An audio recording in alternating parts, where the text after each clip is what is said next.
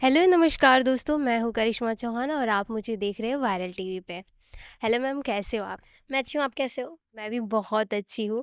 Firstly congratulation, finally आप आ गए और आपके फैंस जो इतने बेसब्री से इंतज़ार कर रहे थे उनका भी इंतज़ार ख़त्म हुआ। तो सच कितने में। एक्साइटेड हो आप और नर्वस कितने हो? बहुत ज़्यादा एक्साइटेड हूँ बिकॉज़ मुझसे ज़्यादा तो मेरे फैन्स ने बेसब्री से इंतज़ार किया मेरे कमबैक का और मैं उन्हें बार-बार कहती थी थोड़ा सब्र करो, फल बहुत मीठा होगा एंड आई एम श्योर फल बहुत मीठा है।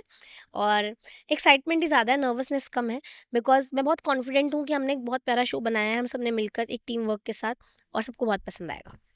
आपसे जब भी बात करते तो एक पॉजिटिव वाइब आती है और आप बात भी बहुत अच्छा करते हो। तो लाइक ये सारी चीज़ें आपको कहाँ से सीखने को मिलती है? कोई आइडल या अपने मॉम से, जो इतनी पॉजिटिविटी आपके अंदर है? थैंक यू सो मच, आपको वैसा फ़ील होता है। आई एम ग्लैड कि आपको ऐसा फ़ील होता है। बाकी बातूनी तो मैं हूँ ही, मेरे बचपन से स्कूल में नाम चैटर बॉक्स रहा है, तो मेरा मुँह बंद नहीं होता।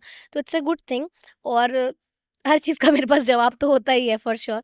तो दैट हेल्प्स और ऑब्वियसली ये सब क्वालिटीज़ मेरे अंदर मेरे माँ-बाप से आई है, स्पेशली पापा से। पापा भी बहुत बातूनी हैं, तो माँ-बाप हैं मेरे इंस्पिरेशन।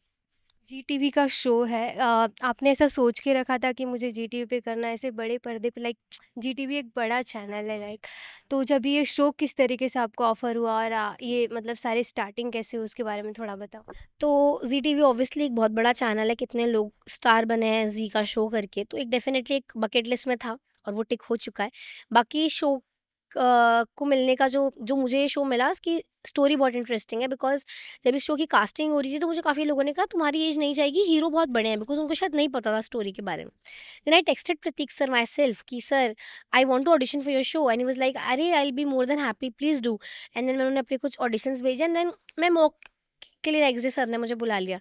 तो it was very instant, thanks to Instagram, thanks to Prateek sir कि कहीं न कहीं इस शो के बारे में बातें हुई एंड मैं पहले कोई दूसरा शो करने वाली थी ज़ी पर ही एंड बट जो होता है सबसे अच्छा होता है, जो होता है अच्छे के लिए होता है। तो I am very glad that ये हुआ।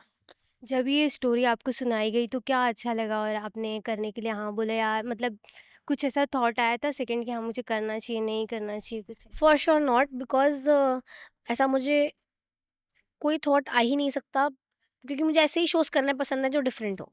तो जब मुझे स्टोरी पता चली आई वाज़ लाइक यार ये तो मुझे करना ही है। तो ऑडिशन पे भी मेरा ये था नहीं I want to do this. मैं ही अन्नू हूँ, मैं मैनिफेस्ट कर रही थी। तो ये शो मेरा मैनिफेस्टेशन था। ऐसा तो है ही नहीं कि मैंने हाँ या ना बोला। मैं चाहती थी ये शो करना। साथ ही में आपके को-स्टार जो सर सर हैं, बहुत सारे मतलब मूवी में काम किया उन्होंने, आपसे काफ़ी सीनियर हैं। तो जब भी आपको पता चला कि उनके अपोज़िट आप काम करने वाले हो, तो कितने नर्वस थे या एक्साइटेड थे, या वो ये बोलते हैं ना एक फ़ैन मोमेंट भी होता है कि मुझे इतने बड़े आर्टिस्ट के साथ काम करने को मिल रहा है, तो ऑब्वियसली बात है कि बहुत कुछ सीखने को भी मिलता है। तो क्या सीखने को आपको मिला और क्या पहला थॉट था उनको जब भी आपको पता चला? इनिशियली तो मैं लॉक हो गई थी शो के लिए and I was doing mock with बहुत अच्छे-अच्छे दिग्गज एक्टर्स और जब शरद सर आए तो एकदम हम सबको लगा he is Aryavardhan because he looks like the character he is literally Aryavardhan. काफ़ी सिमिलैरिटीज़ है उनमें और आर्यवर्धन सर में। तो बहुत अच्छा एक्सपीरियंस रहा और वो आइस ब्रेक तो तभी हो गई थी बिकॉज़ हम दोनों एमपी से हैं, हम दोनों फूडी हैं, हम दोनों मस्ती करते हैं, मज़ाक करते हैं एंड कहीं न कहीं वो मुझे बोलते भी हैं कि तू मेरा फीमेल वर्ज़न है बिकॉज़ तू भी बहुत अपडेटेड रहती है लाइफ़ में, किसकी लाइफ़ में क्या चल रहा है, सब पता है इंडस्ट्री के बारे में। तो हमारा वैसा बॉन्ड है ही और वो बिकॉज़ ऑफ स्क्रीन इतना अच्छा है तो ही ऑन स्क्रीन दिख पाएगा, तो ऐसा है।